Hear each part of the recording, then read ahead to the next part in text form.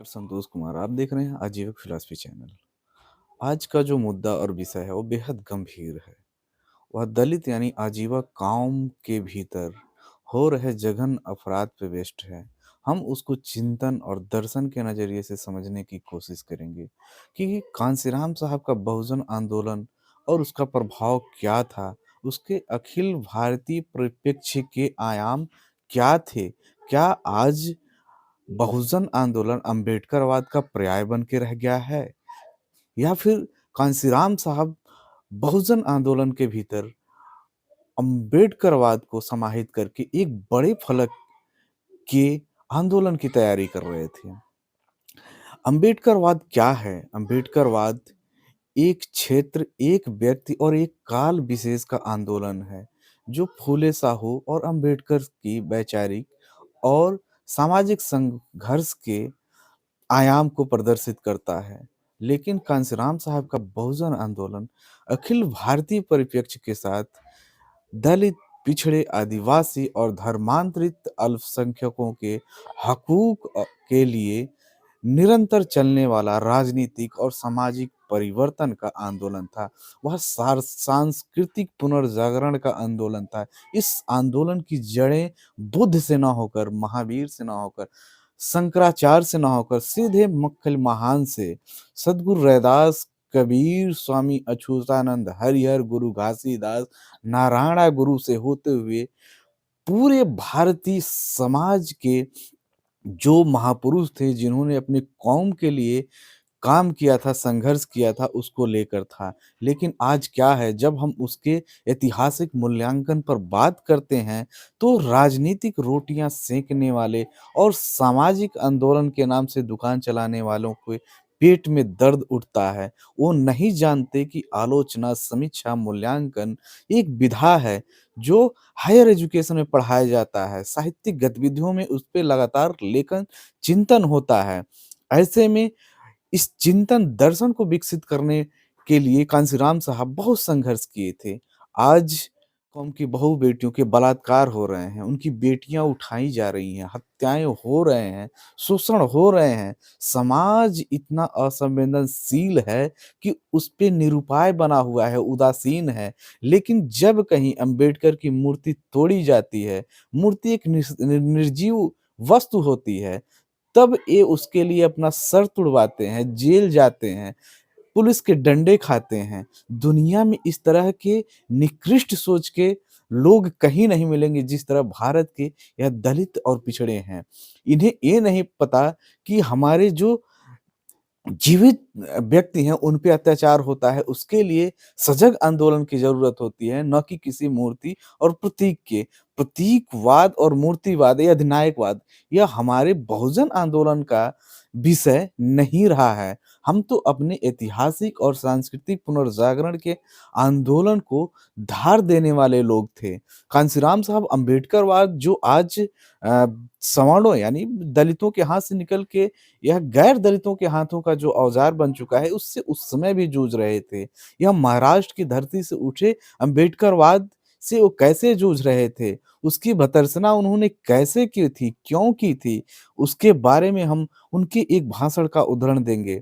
वह क्या था? वह आंदोलन ऐसा था कि लोग कांसीराम साहब के बहुजन आंदोलन को लेके घेर रहे थे और अंबेडकरवादी जो महाराष्ट्र के लोग हैं विरोध कर रहे थे। तब उन्होंने कहा, कांसीराम साहब सदन में कहते हैं कि दलित प्रेमियों ने जो 23 तारीख को दलित प्रेम दिखाया और मुझसे भी कहा कि मुझे भी कहना चाहिए। यही नहीं, बहुतों से पेपरों में भी यह बात आई कि कांसीराम को दलित प्रेम नहीं है, इसलिए वे महाराष्ट्र के बारे में चुप हैं। महाराष्ट्र में एक घटना हुई थी और सदन में उसका पुरजोर विरोध हुआ था। उसी के बारे में कांसीराम साहब कहते हैं और इस कहने के माध्यम से अंबेडकरवाद की कैसी आलोचना करते हैं, यह आप आगे देखेंगे और सुनेंगे। मैं महाराष्ट्र के बारे में चुप नहीं हूँ, कांसीराम साहब कह रहे हैं। महाराष्ट्र में जाकर मैं बहुत कुछ बोला हूँ। मेरी बात महाराष्ट्र के दलितों ने नहीं सुनी है, इसलिए उनको आज यह दिन देखना पड़ रहा है। पिछले 50 साल से यह दिन देखना पड़ रहा है, चाहे वह कांग्रेस का राज रहा हो, चाहे किसी और का। अगर उन्होंने मेरी बात मानी होती तो मुझे शायद इस सदन में बोलने की ज़रूरत ना पड़ती। अब मैं इस सदन के माध्यम से महाराष्ट्र के दलितों को सलाह देना चाहता हूँ, जो मैं महाराष्ट्र में जाकर दिया करता था। वह सलाह क्या है कि यदि ऐसी वारदातें अगर बिहार के बेलछी और पिपरा में होती, तो बात समझ में आती। अगर उत्तर प्रदेश के आगरा में होती हैं, तो भी बुरी बात नहीं लगती। लेकिन अगर इस किस्म का दलितों के ऊपर अन्याय महाराष्ट्र में होता है, चाहे वह कांग्रेस की तरफ से हो, चाहे वह बब्रुवन गवई की आँखें निकालने का काम हो, जो मैंने महाराष्ट्र में खुद अपनी आँखों से देखा है, चाहे वह यूनिवर्सिटी से संबंधित यूनिवर्सिटी के नामकरण से संबंधित हो या आज की जो वारदात है, जिसके बारे में डिस्कशन है, ये सारी चीज़ें महाराष्ट्र में होती हैं। तो मुझे अफ़सोस होता है, महाराष्ट्र में मराठवाड़ा यूनिवर्सिटी औरंगाबाद में है, जिसमें नामांतरण आंदोलन चलाया गया अम्बेडकर के नाम के लिए और उसमें तमाम दलितों की हत्याएँ हुईं, उनको जान गँवाना पड़ा। और वह ऐसा दंगा भड़का कि महाराष्ट्र के कई क्षेत्रों में कई दलितों के साथ जघन्य अपराध हुए। उसी को लेकर अफ़सोस ज़ाहिर कर रहे हैं कि एक अम्बेडकर की मूर्ति और नाम प्रतीक के लिए यह अपराध ठीक नहीं है, यह सही तरीके का आंदोलन नहीं है। मैं शिवसेना कांशीराम साहब आगे कह रहे हैं, मैं शिवसेना भाजपा की ही बात कर रहा हूँ। जो आज हो रहा है उसको मुझे दुःख है। मैं उसका कंडम करता हूँ। अभी-अभी मेरे एक साथी कह रहे थे कि जिसके बीजेपी के साथ आपकी दोस्ती है, कांशीराम साहब बीजेपी के साथ उत्तर प्रदेश में गठबंधन से सरकार बनाए थे। तो उनको इसको लेकर तंज कसा जा रहा था, तो उसके जवाब में वो कह रहे थे, उनके उधर होम मिनिस्टर हैं, उनके उधर गृह मंत्री हैं, मेरी दोस्ती कांग्रेस के नेताओं के साथ भी रही है। मिनिस्टर भी रहे हैं, सेंटर और स्टेट में भी हैं। इससे कोई मतलब नहीं है कि हमारा कोई दोस्त हो, कोई होम मिनिस्टर गलत बात करे तो मैं उस उनको भी कंडम करता हूँ। अगर बिहार और उत्तर प्रदेश में ऐसी वारदातें होती हैं तो हम उसके आदी हो चुके हैं, लेकिन महाराष्ट्र में, तमिलनाडु में ऐसा नहीं होना चाहिए क्योंकि तमिलनाडु में भी दलितों की बहुत हत्याएँ हो रही हैं। उसका भी मुझे दुःख होता है। दुःख इसलिए होता है कि तमिलनाडु में पेरियार का मूवमेंट चला। पेरियार के बारे में कांशीराम साहब क्या कह रहे हैं आप लोग सुनें। पेरियार 1924 में कांग्रेस पार्टी के अध्यक्ष थे।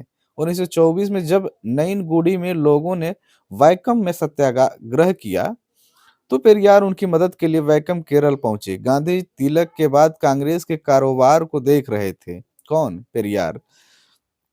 उन्होंने पेरियार से कहा कि यह कांग्रेस का एजेंडा नहीं है, हमारा एजेंडा आज़ादी का है। हम आज़ादी चाहते हैं, अंग्रेज़ों को निकालना चाहते हैं, हम छुआ-छूत को दूर नहीं करना चाहते, यह हमारे एजेंडे में नहीं है, कांग्रेस वालों ने कहा। देश आज़ाद हो जाएगा, बाद में देखा जाएगा क्या करना है, लेकिन आज तो हमें अंग्रेज़ों को निकालना है। तो पेरियार ने 1924 में कांग्रेस छोड़ी। मैं उनको क्यों मानता हूँ, उनका क्यों ज़्यादा आदर करता हूँ?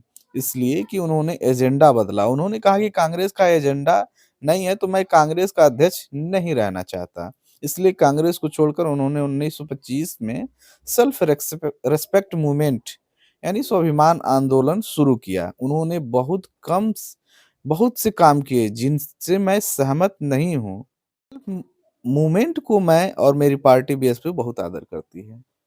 यह एक लाइन सुनिए क्या कह रहे हैं कि उन्होंने यानी किन्होंने?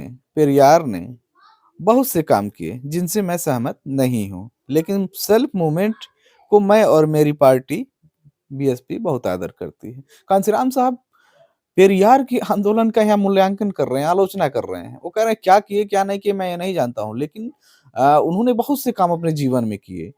लेकिन मैं उससे सहमत नहीं हूँ क्योंकि वो हमारे समाज और हमारे सामाजिक स्वाभिमान के लिए ठीक नहीं था। लेकिन एक आंदोलन जो उनका समाज के हित में था, सेल्फ रिस्पेक्ट मूवमेंट यानी स्वाभिमान आंदोलन, वह हमारे समाज के हक में था, इसलिए मैं उनका इस आंदोलन के साथ आदर करता हूँ।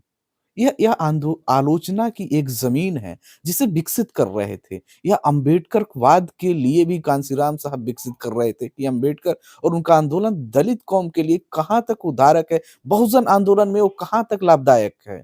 लेकिन आज नए नेवले जो राजनीति का क नहीं जानते हैं, वह जय भीम, नमो बुद्धाय और अम्बेडकर, अम्बेडकर चिल्लाते हैं। जबकि ना अम्बेडकर के किसी चिंतन दर्शन से वह वाकिफ़ है, ना ही कांशीराम साहब के बहुजन आंदोलन और उसकी सांस्कृतिक वैचारिकी से उन्हें रिश्ता है। तब हम जैसे लोगों को इस क्षेत्र में आना पड़ रहा है और लिखना पड़ रहा है। भले ही वे लोग नासमझी में हमें और हमारे आंदोलन का, आजीविका आंदोलन का विरोध करें, लेकिन कल हम ही लोग रहेंगे और हम ही समाज के उद्धार के लिए नई चिंतन और नए दर्शन को विकसित करते रहेंगे और आने वाली पीढ़ियाँ भी इसी राह पे चलेंगी। आगे कांशीराम साहब अम्बेडकरवाद को लेकर क्या कह रहे हैं?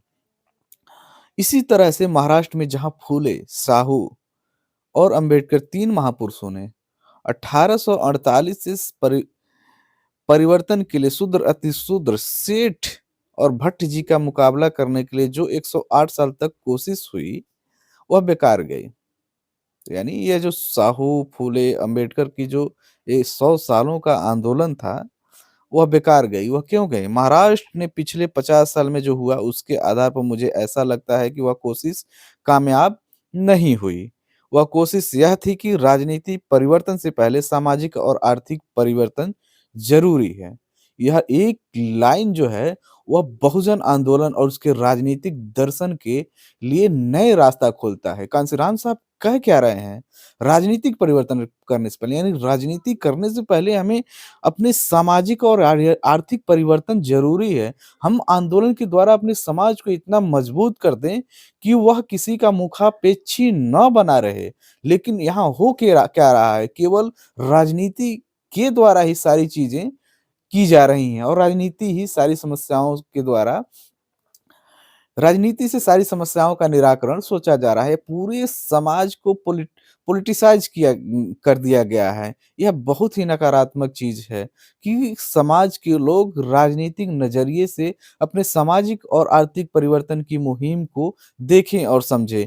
ऐसे में यदि किसी समाज का राजनीतिक पतन होता है, तो वह अंधेरे की ओर मुड़ जाता है, उसे विचलन का शिकार हो जाता है, कोई उसे बहका लेता है। आज बहुजन समाज के समक्ष यही वर्तमान आसन्न चुनौतियाँ बनी हुई हैं।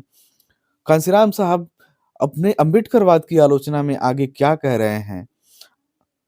अंग्रेजों को निकालने से पहले हमको सामाजिक व्यवस्था, अर्थव्यवस्था को सुधारना चाहिए। लेकिन आज आज़ादी के 50 साल बाद हम यह डिस्कस कर रहे हैं, तो आज तक भी हम लोग सामाजिक और आर्थिक व्यवस्था को सुधार नहीं पाए हैं।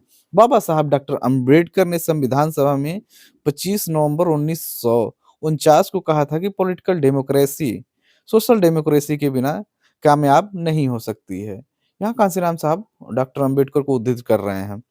मुझे दुःख होता है महाराष्ट्र में जहाँ फूले, साहू और अम्बेडकर ने 108 साल लंबा अटूट संघर्ष किया, वहाँ भी सोशल डेमोक्रेसी नहीं है। सोशल डेमोक्रेसी न होने का कारण आज भी जाति के आधार पर लोगों के आपस में लड़वाया जा रहा है। लेकिन ऐसा हुआ क्यों? इसके ज़िम्मेदार कौन हैं? कांशीराम साहब एक बहुत गंभीर और बेहद ज़रूरी सवाल उठा रहे हैं अम्बेडकरवाद को लेकर। मैंने पहले कहा है कि दलितों को मैं बड़ा भारी ज़िम्मेदार समझता हूँ। यानी यह आत्मलोचन की प्रक्रिया है जिसे आजीवक दार्शनिक डॉक्टर रणबीर ने दलित साहित्य, दर्शन और चिंतन के क्षेत्र में विकसित किया और उन्होंने एक पुस्तक लिखी आलोचना के क्षेत्र के लिए आत्मलोचन प्रक्रिया। तो यहाँ कांशीराम साहब बहुजन आंदोलन के भीतर जो सामाजिक समस्याएँ हैं उसको लेकर आत्मलोचन प्रक्रिया के चिंतन को विकसित कर रहे हैं कि यदि ये समस्याएँ बन रही हैं तो इसके ज़िम्मेदार सबसे बड़ा ज़िम्मेदार दलित समाज ही है। क्योंकि दलितों ने अम्बेडकर के जो स्टैच्यू लगाए हैं वह ठीक है। यहाँ स्टैच्यू बाद को लेकर आगे जो बात की जा रही है, गाँव-गाँव में जो स्टैच्यू बनाए जा रहे हैं, उसके बाद उस स्टैच्यू को ही सब कुछ मानकर गाया-बजाया जा रहा है, लेकिन अपने सामाजिक उत्थान के बारे में 1 सेकंड, 1 मिनट नहीं सोचा जा रहा है। उसको लेकर कांशीराम साहब बहुत ही चिंतनशील और दुखित थे। वह क्या कह रहे हैं कि स्टैच्यू लगाए हैं वह ठीक है, लेकिन उन्होंने अम्बेडकर का मूवमेंट खत्म किया। किन्हें? महाराष्ट्र में। जो आज हमें उत्तर भारत में अम्बेडकर को लेके उन्माद दिख रहा है, वो इससे भयानक उन्माद कांशीराम साहब के समय में यानी उनके जो परिवेश था उनके आंदोलन का, उस समय महाराष्ट्र में इससे भी भयानक उन्माद उमड़ पड़ा था। तो उसे लेकर वो कह रहे हैं कि लेकिन उन्होंने जो अम्बेडकर का मूवमेंट खत्म किया, वह गलत किया। अम्बेडकर के मूवमेंट से जुड़ना चाहिए, पुतलों से नहीं। यह एक लाइन बेहद ही गंभीर है। अम्बेडकर के मूवमेंट से जुड़ना चाहिए, पुतलों से नहीं। कांशीराम साहब यहाँ अम्बेडकरवाद की कलई खोल दे रहे हैं। यहाँ मूर्ति और अधिनायकवादी प्रतीकों का बखिया उधेड़ दे रहे हैं। उनका पुतलों से जुड़ना इतना ज्यादा जरूरी नहीं था। किनका? दलित समाज का। आज जो अंबेडकर की मुतली मूर्ति यानी कि उनके पुतलों से जुड़कर अपनी आस्था, श्रद्धा, संवेदना व्यक्त कर रहे हैं, उन्हें कांशीराम साहब का यह अपृष्ट इंडिया में छपा संपादकीय और सदन में दिया गया उनका यह अभिभाषण ज़रूर पढ़ना चाहिए और अपने वज्र दिमाग पर वज्रपात डालना चाहिए कि वह किस ओर मुड़ रहे हैं, उनके चिंतन की दिशाएँ कहाँ हैं। बहुजन आंदोलन के रूप में कांशीराम साहब अपने लोगों की चेतना का सांस्कृतिक विकास किस रूप में करना चाहते थे? वो क्या कह रहे हैं? सुनिए एक बार फिर। अंबेडकर के मूवमेंट से जुड़ना चाहिए, पुतलों से नहीं। उनका पुतलों से जुड़ना इतना ज़्यादा ज़रूरी नहीं था। किनका? यानी महाराष्ट्र के अंबेडकरवादी लोगों का, जितना अंबेडकर के मूवमेंट के कामयाब बनाना ज़रूरी था। मुझे कांग्रेस के बारे में अफ़सोस है। मैं 1971 में पूना में था। पूना में गाडगे महाराज धर्मशाला में एक समझौता हुआ। बाबा साहब अम्बेडकर की पार्टी रिपब्लिकन पार्टी तथा कांग्रेस का समझौता हुआ। उस वक्त 521 मेंबर ऑफ पार्लियामेंट हुआ करते थे। कांग्रेस पार्टी ने ऐसा समझौता किया कि 521 में से 520 कांग्रेस लड़ेगी और एक रिपब्लिकन पार्टी लड़ेगी। जब गाडगे धर्मशाला से बाहर आए तो दादा साहब गायकवाड़ रिपब्लिकन पार्टी की तरफ से और मोहन धारिया कांग्रेस पार्टी की तरफ से थे। बाहर आकर उन्होंने ऐलान किया कि आज बहुत अच्छी बात हो गई। जो समझौता गांधी और अंबेडकर के जिंदा रहते नहीं हुआ, आज 15 साल के बाद यह समझौता हो गया है। बहुत बुरा लगा। इस समझौते में गांधी को 520 सीटें मिल गई और अंबेडकर को 1 सीट मिली थी। यह समझौता हुआ है। यह 15 साल बाद समझौता हुआ है। गांधी और अंबेडकर का जो समझौता हुआ है, यह अच्छा नहीं हुआ है। यहाँ पूना पैक्ट का भी विरोध है, क्योंकि यह तंज है एक, और इस तंज की गहराई को समझना होगा। पूना पैक्ट गांधी और अंबेडकर के मध्य ही हुआ था और कांशीराम साहब तो पूना पैक्ट धिक्कार दिवस ही अपने आंदोलन में मनवाना शुरू कर दिए थे। मैं महाराष्ट्र को छोड़कर चला आया। क्यों चला आया? इसी पूना पैक्ट और अंबेडकर और गांधीवाद के गठजोड़ की वजह से। जिस जो अवस्था आज बीजेपी और आरएसएस की है, वही अवस्था कांशीराम साहब के समय में गांधीवाद और कांग्रेस की थी। और जब समझौता अंबेडकरवाद और कांग्रेस और गांधीवाद में हुआ, रिपब्लिकन पार्टी के द्वारा महाराष्ट्र में अंबेडकरवादी महारों के द्वारा, तो कांशीराम साहब वहां से उन्हें छोड़कर चले आए। मैं महाराष्ट्र छोड़कर चला आया। रिपब्लिकन पार्टी के जो नेता थे, मैं कर्मचारियों से पैसा इकट्ठा करके उनको देता था और उनसे कहता था कि इस मूवमेंट को मत छोड़ो। लेकिन वे कहते थे कि इस मूवमेंट के चलते हुए हम एमएलए, एमपी और मिनिस्टर नहीं बन सकते हैं। मैं उनसे कहता था कि एमएलए, एमपी बनना ज़्यादा ज़रूरी नहीं है। इस मूवमेंट में इस मूवमेंट को चलाना ज़्यादा ज़रूरी है। और आज क्या स्थिति है? आज उन लोगों में से 288 में से शायद 1 एमएलए है। हो सकता है कि शायद एक भी नहीं हो, लेकिन इस किस्म के समझौते के कारण और इस किस्म के रवैये के कारण आज शायद उनका एक भी एमएलए नहीं है। एमएलए, एमपी बनने के लिए उन्होंने अंबेडकर के मूवमेंट मिशन को खत्म किया, लेकिन आज एक भी एमएलए, एमपी नहीं है। कांस कांशीराम साहब यह चेतावनी रिपब्लिकन पार्टी और अंबेडकरवादी महाराष्ट्र के महारों को दे रहे थे और उन्हें उनकी भर्त्सना कर रहे थे। लेकिन कांशीराम साहब के जाने के बाद उनके बहुजन आंदोलन का जो पतन हुआ और अंबेडकरवाद का पुनर्वापसी जो बीएसपी के द्वारा हुई, सेम कंडीशन और पतन हम बसपा का भी देख रहे हैं। यह अंबेडकरवाद के द्वारा राजनीतिक मुहिम को चलाना चाह रहे थे कांशीराम साहब के बाद मायावती और उनके नुमाइंदे। लेकिन आज सदन में उनके राज्यसभा में एक भी सांसद नहीं है। यही शून्यता और यही विकराल स्थिति देखकर दुखी थे महाराष्ट्र में कांशीराम साहब और इसी अम्बेडकरवाद के द्वारा अपनी मुक्ति के सब स्वप्न को संजो रहे हैं हमारे लोग। बेहद ही गंभीर स्थिति है, चिंतनशील स्थिति है। हमें ठहर कर सोचना चाहिए। व्यक्ति विशेष, काल विशेष के आंदोलन से हम आगे नहीं बढ़ सकते। हमें समूची परंपरा, दर्शन, इतिहास, धर्म को लेकर चलना होगा और यह आजीवन चिंतन के द्वारा संभव है। कांशीराम साहब आगे कह रहे हैं, मैं महाराष्ट्र के उखाड़े हुए पौधे को लेकर उत्तर प्रदेश में आया और उत्तर प्रदेश में वह पौधा लगाया। आज उत्तर प्रदेश में 15 लोकसभा के एमपी हैं और 3 राज्यसभा के हैं। 68 एमएलए हैं। यह कांशीराम साहब के सोची समझी और एक निर्णायक आंदोलन का प्रतिफल था। लेकिन अम्बेडकरवाद को लेकर वह बेहद चिंतित थे। वो जानते थे कि यह एक दिन हमारे समाज को ले डूबेगा। यह क्योंकि एक दिशा को तय करने वाला आंदोलन है। इसलिए वो कहे कि महाराष्ट्र के दलितों ने उनको डेज़र्ट किया, किनको? अम्बेडकरवाद की ज़मीन को। डेसिक्रेशन यानी अपमान का इतना दुःख नहीं होता जितना डेज़र्टेशन यानी छोड़ देने का होता है। अम्बेडकर के मूवमेंट को डेज़र्ट करने का जितना मुझे दुःख होता है उसका डेसिक्रेशन का नहीं होता। स्टैचू स्टैचू यानी प्रतीक अधिनायकवाद को लेकर बेहद ही सजग प्रहार कर रहे थे कांशीराम साहब बहुजन आंदोलन के द्वारा। वह किसी एक प्रतीक के सहारे अपने पूरे कौम को नहीं छोड़ सकते थे। इसलिए उन्होंने बहुत सारे प्रतीकों, नायकों को क्या, यह उनके चिंतन, दर्शन और राजनीतिक दर्शन के डेमोक्रेसी यानी लोकतांत्रिक चेतना का विस्तृत फलक था, जिस पर चिंतन और विश्लेषण नहीं हो सका। वह आगे कह रहे हैं, स्टैचू के ऊपर तो पंछी बैठ जाते हैं। स्टैचू अंबेडकर के गांव-गांव शहरों में बने हुए हैं। और यह जो चार पहरे का उद्धरण है कांशीराम साहब का, इसमें अम्बेडकरवाद की सीमाएं तय हो गई हैं। आप लोग बेहद ही गंभीर और सजग लहजे में इसे सुने। स्टैचू के ऊपर तो पंछी बैठ जाते हैं और पेशाब कर देते हैं। तो क्या हम पंछी के भी पीछे भागेंगे कि आपने यह क्या कर दिया? कहने का यह अर्थ ये है कि आज अंबेडकर की मूर्तियां तोड़ी जा रही हैं।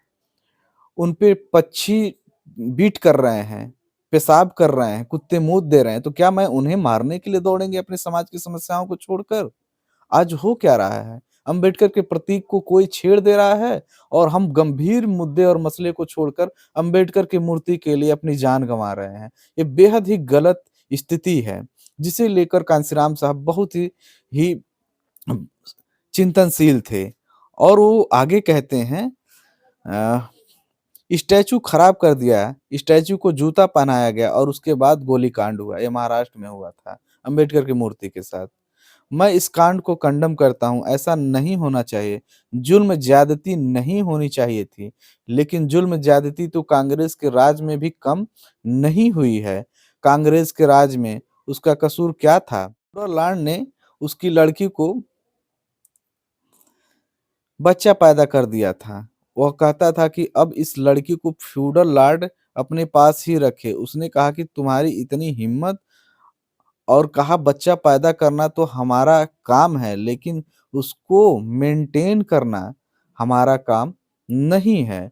उसकी दोनों आंखें निकाल दी गईं। उस वक्त कांग्रेस का राज था। मैं कोई कांग्रेस का विरोध करने के लिए खड़ा नहीं हुआ हूँ। यह तो मैंने एक हकीकत बताई है और वह भी मजबूर होकर। मैं तो यहाँ बोलना नहीं चाहता था, लेकिन दलित प्रेमियों ने मुझे बोलने के लिए मजबूर किया है। इसलिए मैं ऐसा समझता हूँ कि उस वक़्त भी ऐसा हुआ। उसके बाद जो बाबा साहब अम्बेडकर के लेफ्टिनेंट थे, वे कमज़ोर थे।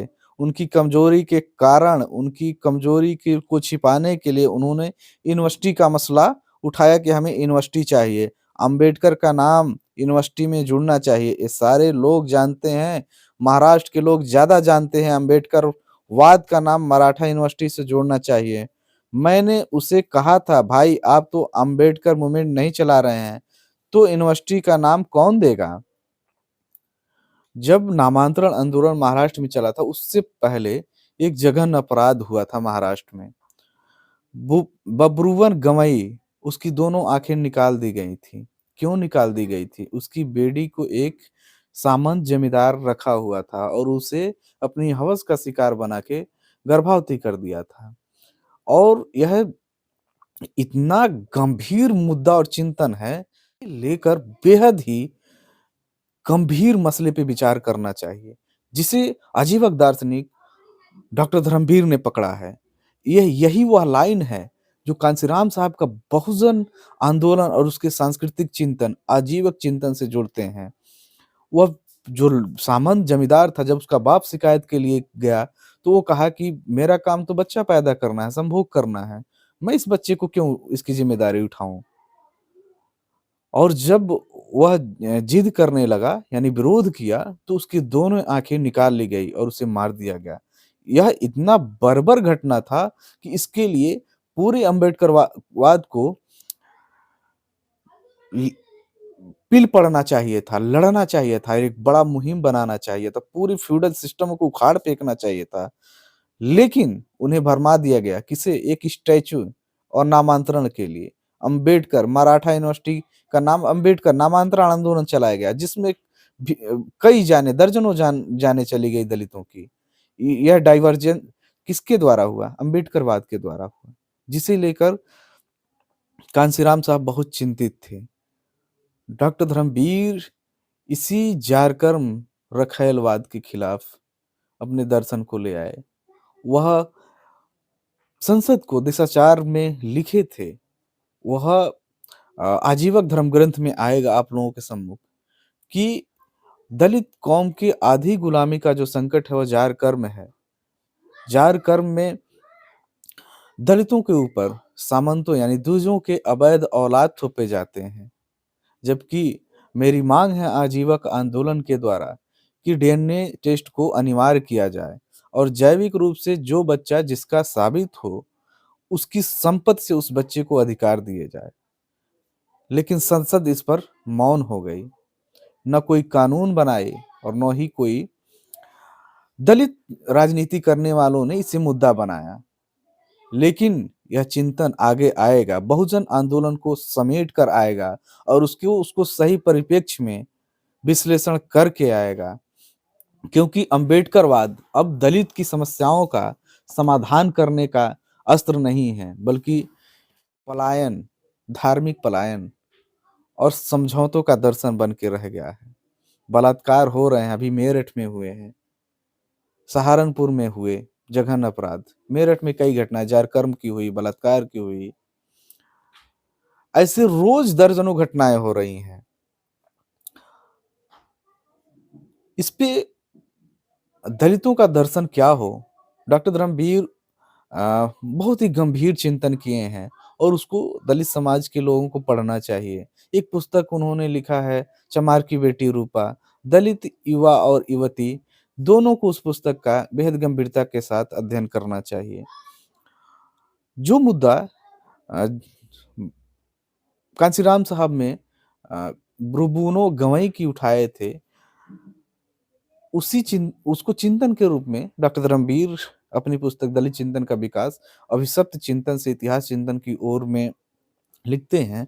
यहाँ कोई कह सकता है कि बाबा साहब डॉक्टर अंबेडकर ने शूद्रों की उत्पत्ति के बारे में लिखा है कि शूद्र आर्य समुदायों के सूर्यवंश में से एक थे, तथा उन्होंने अछूतों की खोज करते हुए लिखा कि हिंदुओं और अछूतों में नस्लगत कोई भेद नहीं है, लेकिन उनकी इस बात को काटने की नहीं, बल्कि इसकी सम्यक व्याख्या करने की जरूरत है। बाबा साहब ने जो ये दो की ऐतिहासिक खोजें की हैं, उन्हें तथ्य मानते हुए उनकी एक और नई व्याख्या की जा सकती है। उस खोज में बाबा साहब डॉक्टर अंबेडकर ने अंबेडकर की पुस्तक who were the Shudras, how they came to be the fourth varna in the Indo Aryan society में आर्यों के जारपन की, तथा उनकी दूसरी पुस्तक the untouchables who are they and why they became untouchables में आर्यों के बलात्कार की कहानियां हैं।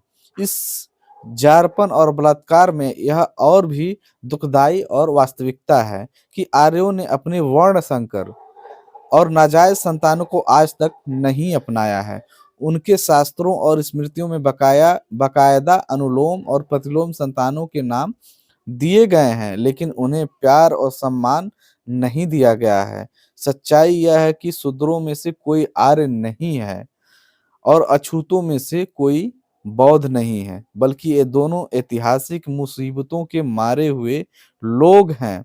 इन्होंने आर्यों की नाजायज संतानें अपने घरों में अपनी कहकर पाली हैं। ये समुदाय आर्यों के जारपन और बलात्कार के जुल्म के सताए हुए हैं। इसी कारण नस्लों की मिलावट हो गई है, जो अब बाबा साहब को या किसी अन्य विद्वान को खोपड़ियों की या दाढ़ी मूछों की निर्वंश शास्त्रीय तुलना करने से अलग-अलग नहीं दिखती, तथा इनके ए और बी के रक्त समूह आपस में मिल गए हैं।